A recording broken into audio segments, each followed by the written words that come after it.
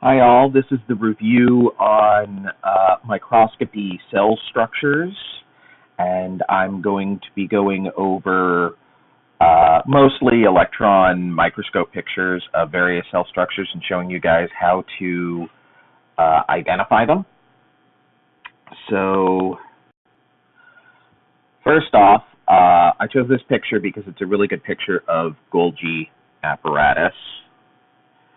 And this, as you can see here, these are the Golgi Apparati.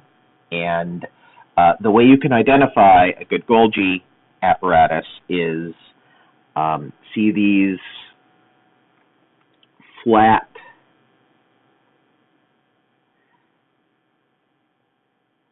stacks right here. And let's change this color to blue. You can see them sort of around there. They're all kind of pretty much the same size. There are a few important things to keep in mind when you're looking at Golgi. First off, the Golgi is sort of limited in size. You're going to be talking about, somewhere around 7 to 10 of these folds. They're going to be like mostly parallel, mostly of equal size, and probably most importantly, they're not going to be connected in to the nucleus. So you can see that these Golgi stacks here are not connected into the nucleus, and if you take a look at them close up, you'll see that they look fairly smooth. You don't see any big ribosome bumps on them. So that would be a Golgi apparatus there. This is another picture of a Golgi apparatus, and you can see these stacks. Sometimes they're bent a little bit, but each of are sort of like pancake-looking things is parallel to the other ones, and they're all about the same length. So this is smooth ER, and you can see that this region up here is where the smooth ER is contained. Now, if you remember, the smooth ER, instead of being shaped like big, flat, pancake-shaped folds, the smooth ER is shaped like kind of like caverns, tunnels. And with a microscope, since you're only looking at one section, that means that when those caverns get cut off, it's going to look like these sort of round areas like that. And you might have some elongated areas where it is, one of those tunnels is sort of a little bit closer to running along with the section, but you'll have a lot of circles and sort of ovals and cavernous looking things all together in an area.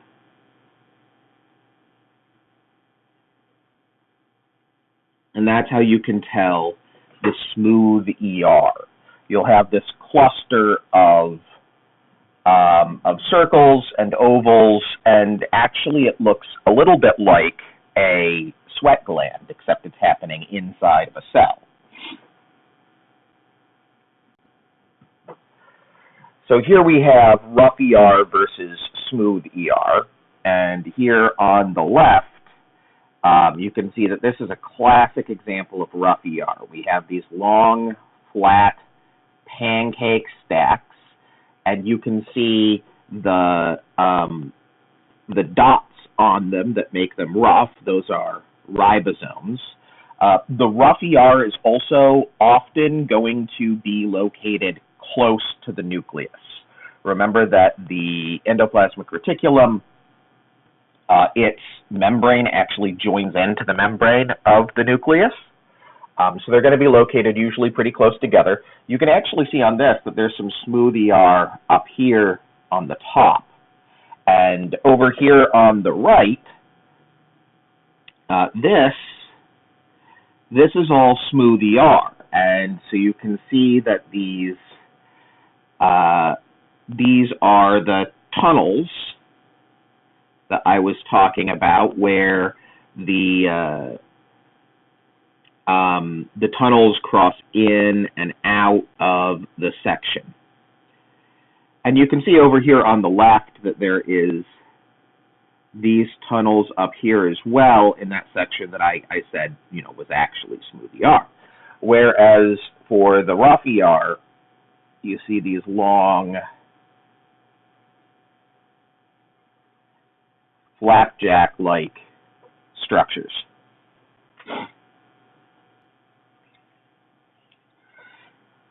So here we can see both rough and smooth ER again on the same slide.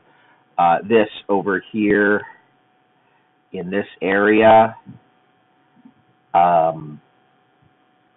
that's rough ER, and you can see this is one of the folds of rough ER, and you can see this long pancake-like structure, and you can see the dots of the ribosomes there. But over here on the right, you can see all of these little tubes that are going in and out of the frame of the slide here, and you have lots of circles, ovals, little windy paths, things like that. Things that are not the long, stacked pancake-looking things that you get in the rough ER. Also note the absence of any ribosomes. That's why they're called smooth ER. There's generally less or no ribosomes there. Mitochondria are usually pretty easy to identify. So you can see a bunch of mitochondria here. Here's one, here's one, here's one. And you can identify mitochondria as opposed to other types of cell structures. They're usually going to be shaped something like an egg sort of shape on the short side, or there are some mitochondria that actually get really long and filamentous. Mitochondria will always have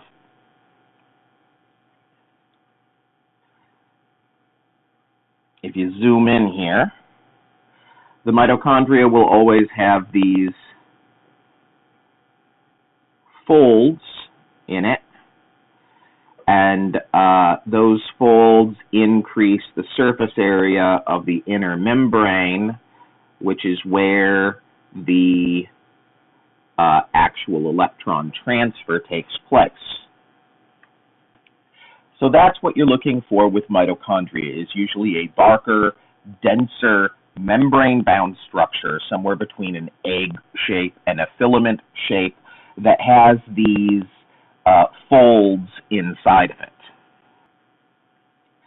So here we see rough ER again, and you can tell the rough ER because we've got these stacked pancake structures, which are actually very similar to what you would see in Golgi, but you can see the spots on them.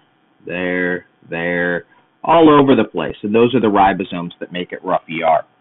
Golgi are also going to be mostly equal length, and it will look more like an actual stack of pancakes, whereas the rough ER is usually spread more out.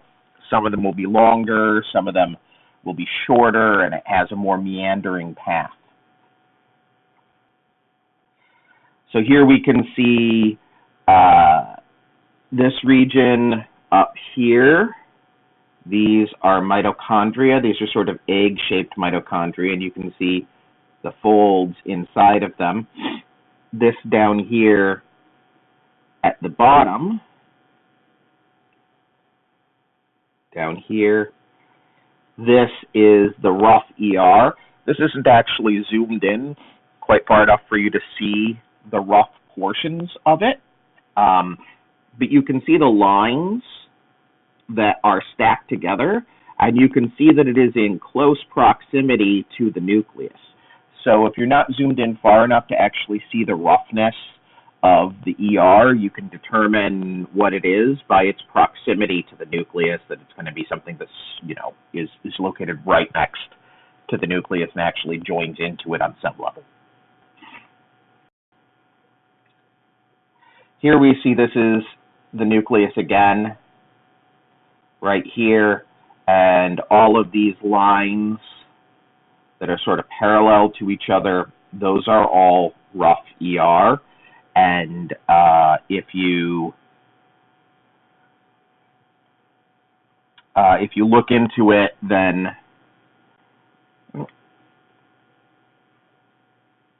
at this magnification you can't quite see the roughness very well, but it is too large for a Golgi. Golgi are going to be a very limited size, whereas rough ER can be bigger or less big depending upon the type of cell and how much protein that it's making. The Golgi will usually just be, somewhere between 5 and 10, maybe as much as 15 stacks together, and usually located farther away. This is clearly a mitochondria. You can see this sort of egg, lima bean sort of shape, and you can see the folds inside of it. Don't let those folds mistake you, because they can look like sort of the folds of endoplasmic reticulum. But they're happening inside of this mitochondrial structure. This out here, this is actually rough ER out on that side. So here we see another Golgi, and so you can see that each of these stacks, each of these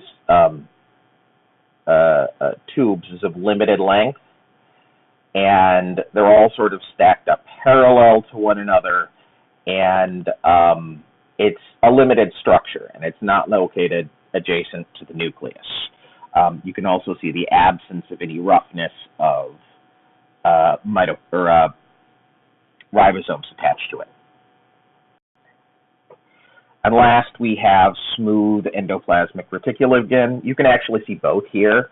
So this is the nucleus, and you can see right here, this is the rough ER adjacent to the nucleus.